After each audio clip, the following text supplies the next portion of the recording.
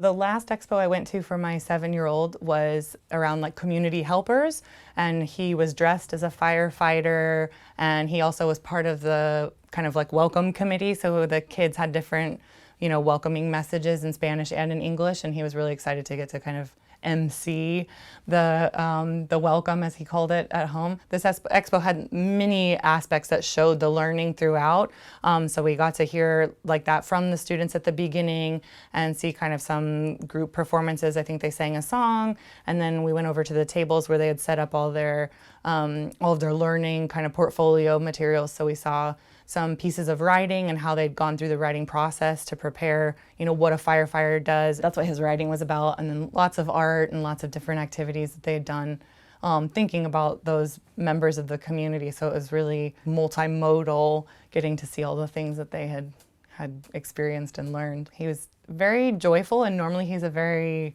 kind of chill, calm, reserved guy, but he was especially enthusiastic that day for the expo. It's nice to see as a parent, for your kids to really be excited about learning and all the various aspects of learning too, whether it's reading or writing or math or, that social piece of that expedition as well. It's very satisfying.